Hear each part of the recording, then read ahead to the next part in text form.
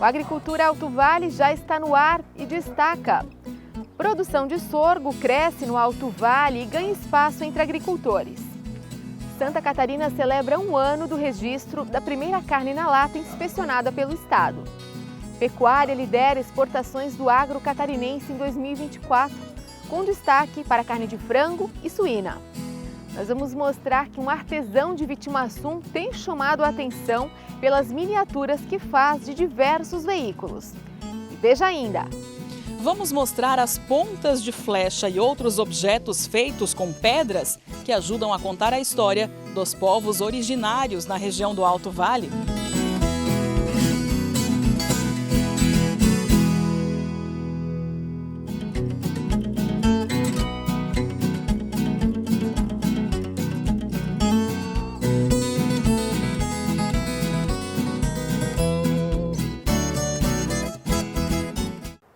Olá! Santa Catarina resgatou há 1 ano uma tradição que remonta aos tempos em que a conservação de alimentos ainda não contava com geladeiras: a produção da carne na lata. A iguaria típica do interior do estado foi oficialmente registrada pela Companhia Integrada de Desenvolvimento Agrícola de Santa Catarina, a SIDASC. A carne em lata é uma opção prática e nutritiva para preparo de uma refeição. Ela é rica em proteína, ela é rica em vitaminas B12 e em ferro. Isso é muito bom para a composição sanguínea, por exemplo. E a carne em lata ela pode ser de qualquer espécie, tanto bovina, suína, caprina, ovina, mas tradicionalmente se utiliza mais a carne suína. Uma agroindústria familiar sediada em Xanxerê foi pioneira a obter o registro da carne na lata, carne suína temperada, cozida e conservada em gordura. Esse é o primeiro produto, carne em lata, registrado pelo Serviço de Inspeção Estadual em Santa Catarina. Não existe hoje no Brasil um regulamento de identidade e qualidade para esse produto, de tal sorte que os técnicos médicos veterinários da SIDASC desenvolveram um padrão junto com o fabricante e está aí o nosso primeiro produto com registro na inspeção do Estado. O produto, que faz parte da memória afetiva de muitas famílias, agora está sendo comercializado com um aval técnico e a garantia de segurança da inspeção sanitária. E é um preparado que, ao final, resulta numa textura macia, suculenta, brilhosa, saborosa. É aquela carne que desmancha no garfo. Até uma dica no preparo: a carne só estará pronta quando ela realmente desmanchar no garfo. Ao pressionar, se estiver dura, não está cozida o suficiente. Economia. Em 2024, as exportações do agro em Santa Catarina foram de mais de 7 bilhões e responderam por quase 65% dos 11 bilhões das exportações catarinenses. Segundo o Observatório Agro Catarinense, houve uma forte concentração das exportações em poucos setores e produtos. Dos 25 setores existentes, apenas 6 foram responsáveis por quase 94% do valor exportado em 2024, com destaque para carnes, com 54,8%, e produtos florestais, com 25%. As principais exportações catarinenses foram de carne de frango, carne suína, madeira, soja em grão, papel e o fumo. Juntos, esses itens representam 88,1% do valor total exportado pelo setor no estado. Entre os destaques, a carne suína apresentou o maior crescimento em relação ao ano anterior. As exportações dos produtos aumentaram 8%, somando 1 bilhão 690 milhões de dólares. Já a carne de frango, principal item da pauta exportadora catarinense, teve uma alta modesta, 0,2%, alcançando 2 bilhões 290 milhões de dólares. China e Estados Unidos lideram compras do agro catarinense em 2024. A China e os Estados Unidos se mantiveram como os principais destinos das exportações do agronegócio catarinense. Juntos, os dois países responderam por 28,6% do total exportado pelo estado, conforme dados do Ministério do Desenvolvimento, Indústria, Comércio e Serviços. A produção de sorgo cresce no Alto Vale e ganha espaço entre os agricultores. Em Aurora, a cultura se destaca como alternativa viável para alimentação animal e diversificação nas propriedades da região. O sorgo, a nível de Brasil, é uma cultura bem adaptável. Ela é plantada tanto aqui no sul do estado, como em regiões do centro-oeste e como nas regiões semiáridas do nordeste. É uma planta também muito versátil. Primeiro ano que eu estou fazendo plantio, né? A gente veio conhecer essa cultura através da Cravil, né? Estamos fazendo a primeira colheita hoje, né? E a plantação primeiro ano aqui nas minhas lavouras. Vamos ver como é que ela vai se sair. Eu acredito que ela vai agregar bem. A cultura do sorgo hoje ela é mais, de vista prática, um pouquinho mais rentável do que a cultura do milho e tem menores problemas de pragas e doenças. Ele entrega um período de lavoura mais curto, em torno de 20, 30 dias antes tu vai colher o sorgo do que em relação ao milho. E principalmente ao custo. Hoje a lavoura do sorgo vai custar aí de 20% a 30% mais barato para o produtor do que a cultura do milho. Hoje eu estou com uma área aqui de 3,5 hectares, né? Mas pretendo estar aumentando para o próximo ano, porque é uma cultura que eu acho que vai ser bem favorável para nossa região aqui. Alguns problemas que afetam o milho nos últimos anos, com o avanço da cigarrinha na nossa região, também vem complicando nossa produção de milho na segunda safra, ou na safrinha que a gente fala. Problemas esses que o sorgo não tem. Essa é uma área que é cebola, era cebola, né? Então isso é safrinha. A gente entrava ou milho ou soja, né? Ou muitas vezes estava adubação verde, então mas os últimos anos eu estava fazendo milho e soja. Em comparação, ele vai gastar aí de 30% a 40% menos do que uma lavoura de milho, porque é uma lavoura mais rústica, então não demanda tantos investimentos em fertilidade do solo e tratos culturais.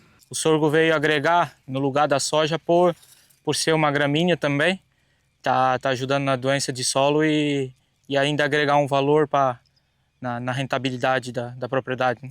Então vai suportar melhor períodos de estiagem ou veranicos que a gente fala, que seriam longos períodos sem chuva, além de suportar melhor altas temperaturas. Hoje o sorgo, as áreas que a gente vem acompanhando, vem variando de 80 até 120 sacas por hectare, uma média aí mais ou menos de 100 sacas por hectare, e o preço dele ao produtor a gente fala que é 10% a menos que o milho. Sobre o sorgo granífico, hoje a Cravil está preparada, ela vende todos os insumos, desde semente, adubação, defensivos, recomendados para a cultura do sorgo.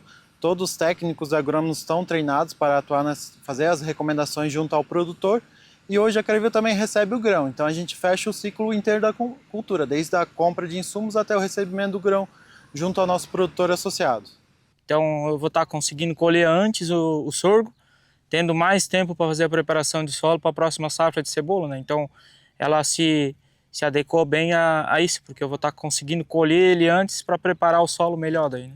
O início dele é mais trabalhoso por causa que ele é uma cultura ainda pouco transgênica, então a lagarta ataca mais. Então ali que a gente tem que estar entrando mais com o manejo, né? Mas senão assim é bem tranquilo. Foi bem bom de manejar ele, bem fácil de trabalhar. Uma cultura bem dura. Recomendo, vou fazer o plantio novamente, porque com certeza vai ser uma cultura que vai se instalar com força na nossa região, porque ela além de vai ser rentável por ser o curto espaço de tempo, ela ainda vai deixar nosso solo mais bem cuidado também.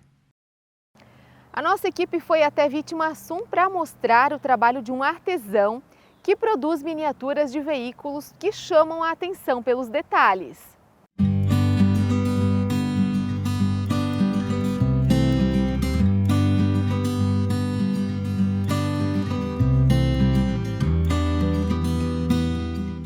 O seu Elcias, conhecido carinhosamente como Bola, morou muito tempo no litoral de Santa Catarina, mas hoje vive aqui no Alto Vale, no município de Vitimarsum.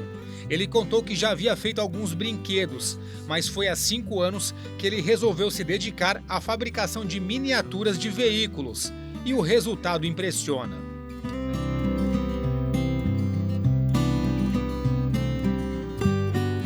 Olhava muito na internet, entendesse? No YouTube, no TikTok, comecei a ver esses fabricantes e, na verdade, eu já fazia para as crianças, para os filhos. Eu me dediquei a fazer uma para fazer o teste e eu consegui sair bem. Dali para frente eu comecei a vida, o meu passatempo. Comecei a fazer miniatura e pretendo cada vez mais me modernar para fazer o detalhe, melhorar a pintura, melhorar os detalhes de tudo. Eu sempre procuro cada vez melhor. O trabalho para fazer uma miniatura como essa é longo, passa de 1 mês. Afinal, são utilizados vários materiais e também máquinas na fabricação.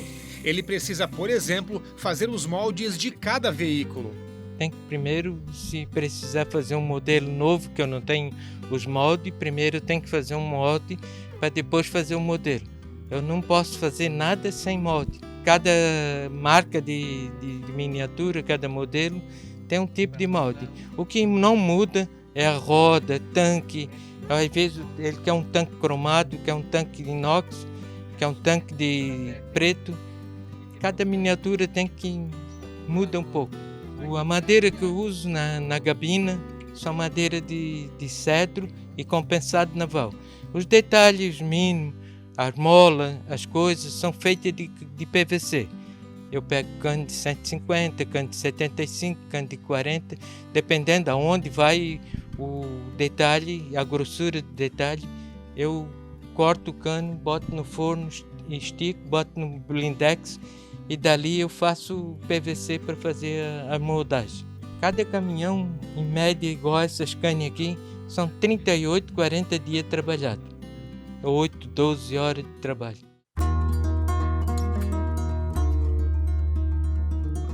O artesão conta que aceita novos desafios. É só enviar uma foto do veículo que ele faz a miniatura. Eu fiz F-250, fiz boiandeira, fiz distribuidor de esterco, trator, Volks, Scania, Volvo. Eu faço qualquer modelo, eu não corro de modelo. E mandou a foto para mim, eu faço. Qualquer tipo de modelo, mandada a foto para mim, sai o brinquedo. O que eu não tiver na foto, eu pego na internet e consigo fazer o que eu quero. O que mais chama a atenção nessas miniaturas feitas pelo seu Elcias, aqui de Vitimarsum, são pequenos detalhes. Por exemplo, nesse caminhão que vai para Luiz Alves, o pisca e os faróis funcionam e é possível até abrir a carroceria. Os detalhes dependem de cada pedido. Cada pedido, eu quero com luz, quero com pisca, quero com cardan, quero com tanque de alumínio. Cada cliente faz o seu pedido do que eles querem. Não faz mais barato para mim, não precisa vir com luz, não precisa vir com tanque de alumínio. Aí eu reduzo um pouco o preço. Mas se for pedir completo, super bem feito, acabamento, todos eles são iguais. Se pintura, acabamento, a massa na gabina, os acabamentos, todos são iguais. Agora vai depender do cliente, do que ele vai pedir para mim. E os valores de cada miniatura também variam bastante. Essa miniatura, essa P310, R$2.000, ela já está vendida. Aquele vermelho que está lá no meio, aquele foi R$600, mas é um brinquedo de criança.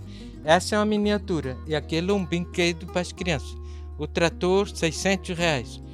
E o distribuidor de esterco, R$600. Cada um. Conjunto, distribuidor e trator, R$1.200. Se você se interessou pelo trabalho do seu Elcias e quer uma miniatura de algum veículo, é só falar com ele através das redes sociais. O Instagram, o WhatsApp e o Face.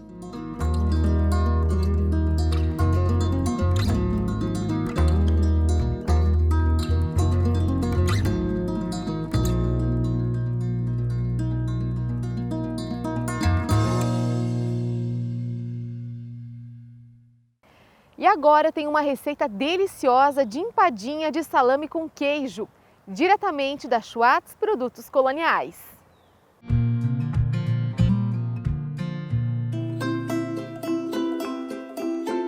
Olá, eu sou a Solange, aqui do Schwartz Produtos Coloniais de Tuporanga, Bela Vista. E a gente tem o nosso café colonial e aqui a gente faz a empadinha de salame com queijo. E vamos para os ingredientes. O que vai na massa? 1 xícara de leite, 1 xícara de trigo, 2 ovos, meia xícara de azeite, 1 colher de sal e 1 colher de fermento de bolo. No liquidificador, vamos para os ovos, colocando lá dentro, azeite, pode pôr todos os ingredientes de uma vez, tá? A colherinha de sal, eu tenho uma colher grande, mas é uma colherinha de sal, tá? A de bolo também, uma colher. Uma xícara de leite e uma xícara de trigo. O trigo pode acontecer que você vai precisar um pouquinho mais, né? Porque depende do tamanho do ovo, às vezes ela muda um pouquinho. Mas em média uma xícara, tá? Às vezes você vai ter que acrescentar um pouquinho mais. Aí é só bater. Agora a gente vai fazer o recheio da nossa empadinha. Esse é o salame bem picadinho, tá? Pode cortar ele. Se às vezes você gostar de linguiça, também dá, mas eu acho o salame fica mais sequinho dentro, tá? Põe numa vasilha. Aí tem o queijo ralado, né? Esse aqui é um queijo colonial que a gente também serve no café, tá? E a gente usa como ingrediente nos nossos pratos. São 2 xícaras. E aqui também se coloca um pouquinho de orégano, que eu tenho no meu potinho de orégano, né? Vamos pôr assim uma colherzinha rasa, conforme o gosto da pessoa, né? Ele é muito facinho de misturar, o queijo e o salame com o orégano. Ó, já tá misturadinho, já tá bom assim, porque vai pôr dentro no recheio dela. E assim fica o nosso recheio da empadinha. Agora a gente vai pegar a nossa massa da nossa empada e vai colocar na forma, eu faço no pão de queijo, na forma de pão de queijo. Se você tiver individual de empadinha, né, também pode fazer. Aí você não põe muito, tá? Põe lá um pouquinho aqui e vai botando. Porque tu vai botar um pouquinho dentro dela e depois vai botar o recheio e o restante da massa em cima, tá? Pra tampar o recheio. Ó, depois que você colocou a massinha lá, metade assim aí tu põe o recheio, tá? Pode ser generoso, tá?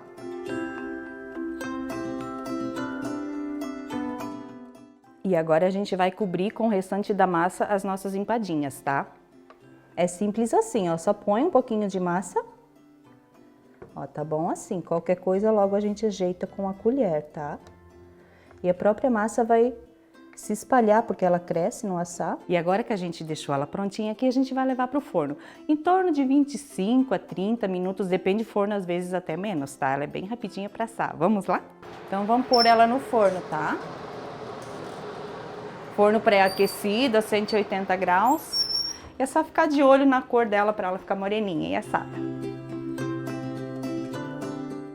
E a gente já tirou a empadinha do forno, gente. O cheiro aqui tá demais. Ficou muito bonita, eu garanto que tá muito gostosa. Vamos tirar ela agora? O importante, gente, é passar uma faquinha em volta, porque como a massa é mais molinha, ela pode facilmente grudar. Então passe uma faquinha, a gente já passou, facilitou um pouco, para tirar a empadinha, tá? Vamos lá. Olha só, ó. Ela não é difícil desenformar, mas para ter certeza assim que não vai cair, que não vai ficar grudada, passa sempre uma faquinha primeiro, tá? E está pronta a nossa empadinha de salame com queijo, gente. É uma delícia. E você pode provar isso aqui no nosso Café Colonial, na Bela Vista, Ituporanga. Venha para cá e experimente, faça na sua casa. Essa delícia.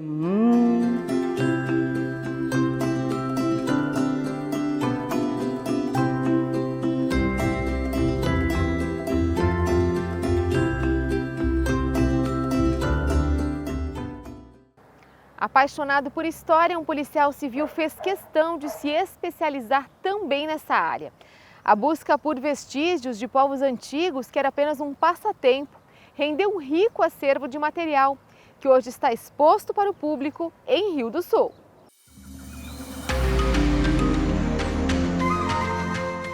Nos fundos da Gruta do Tigre, em um cantinho escuro, encontramos o Edgar Baldo em busca de vestígios históricos. Com a lanterna do celular mesmo, ele vasculha a área e não demora muito para achar sinais dos antigos habitantes da região. Olha só, beleza aqui, ó. Provavelmente um artefato usado para defesa, um machado indígena, né? Alguma coisa nesse sentido. É mais uma peça entre centenas desse tipo que o Baldo encontrou em incursões pela região. Policial civil com 35 anos de carreira, ele gosta tanto de história que se formou também nesta área. E as buscas renderam a ele um vasto acervo. Olha só quantas pontas de flecha e de lança, tudo catalogado e em exposição. São os chamados objetos líticos, aqueles feitos com pedras e usados para caçar, pescar, preparar os alimentos e outras finalidades. A nossa região é farta em objetos líticos, esses objetos de pedra. Foi aquilo que sobreviveu aos intempéries da natureza, né? Porque os instrumentos de ossos, os instrumentos de madeira, as fibras, tudo foi consumido pelo tempo. E ficou realmente aquilo que fica na natureza, que são as pedras. E nós encontramos nos caminhos, nas roças, nos terrenos, nos aterros, nós encontramos isso. A Gruta do Tigre, em Rio do Oeste, onde nós estamos, não é apenas um conhecido ponto de turismo religioso ou onde as pessoas vêm para terem contato com a natureza. Ela revela muito sobre a ocupação humana na região do Alto Vale do Itajaí. Testes feitos com carbono 14 apontaram que 9.430 anos atrás já tinha gente morando, vivendo por aqui. O local, né, onde que eles ficaram sedentários é a constituição de arenito com basalto. O arenito possibilitou essas grutas e o basalto deu a segurança superior. Na parte superior, esse platô todo é onde que eram as roças. Roça é uma palavra indígena, que significa o local de plantio. Olha só.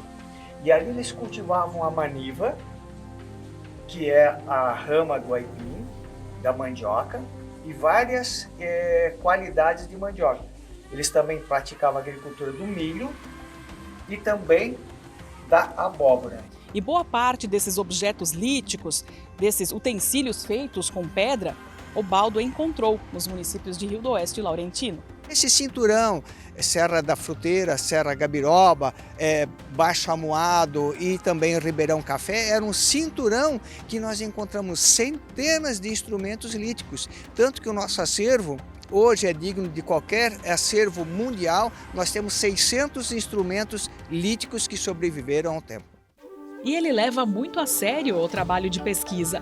A mochila que acompanha as andanças vai carregada. Tem facão, corda para rapel, objetos para as escavações, binóculos, até kit de primeiros socorros. Material básico do explorador, do arqueólogo amador aqui na nossa região. Ver ele assim tão entusiasmado com as pesquisas remete ao clássico Indiana Jones. Obaldo não tem medo de encarar o desconhecido.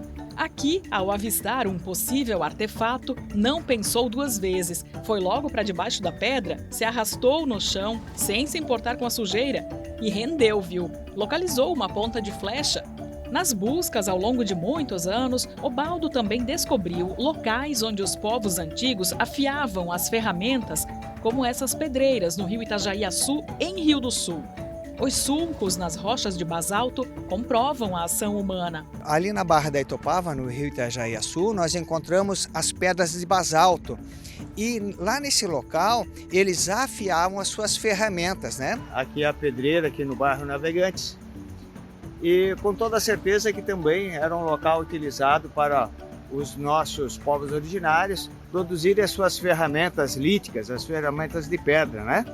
No mesmo lugar, entre as pedras e a água, os povos originários encontravam alimento dentro dessas conchas.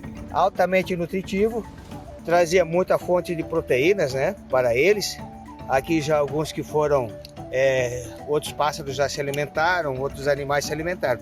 Mas aqui nós temos um intacto aqui, e depois nós vamos abrir para mostrar para vocês essa fonte de proteína. Essa ostra, inclusive, foi achado os restos queimados lá na Gruta do Tigre, 9.430 anos, eu friso. E realmente, eles coletavam isso no leito do rio, nas partes mais rasas, e observando os animais, observando como é que eles se alimentavam, eles também utilizavam isso como fonte de proteína.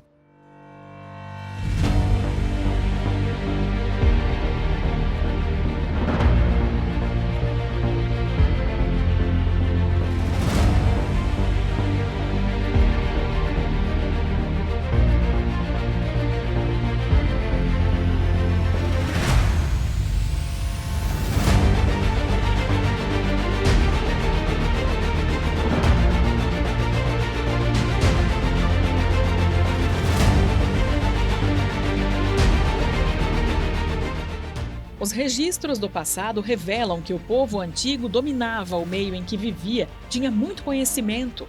Por exemplo, eles observavam os pássaros, aquilo que eles se alimentavam e foram realmente construindo essa sua vivência aqui junto no Alto Vale do Itajaí.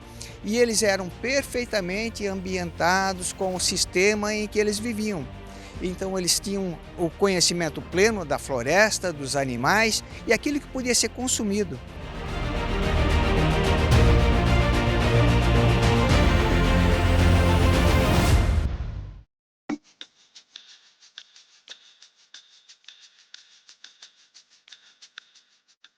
Todo o material que Ubaldo encontrou nas andanças está exposto no Jardim Botânico de Rio do Sul, que fica no bairro Albertina. Aqui tem peças como esta, um artefato usado para macerar os alimentos. O que significa isso? Eles pegavam uma carne mais dura, podiam bater em pilão ou fazer mesmo o pinhão, a paçoca de pinhão, para as pessoas mais jovens, as crianças da tribo, bem como também os idosos, que possivelmente tinham mais dificuldade na mastigação.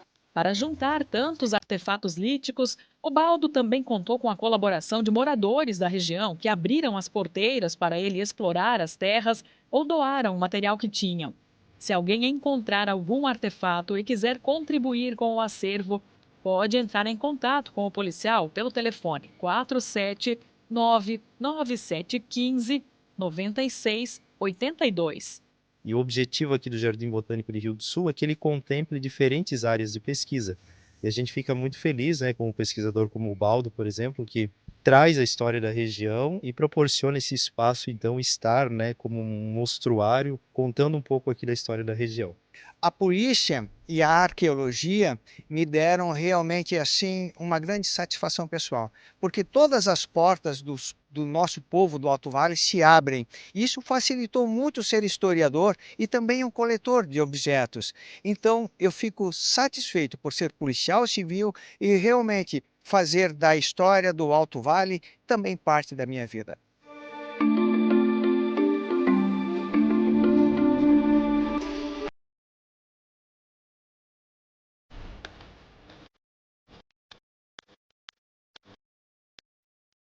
O Agricultura Alto Vale fica por aqui e a gente te lembra que todas as reportagens estão disponíveis em nossa página no Facebook. É só curtir lá.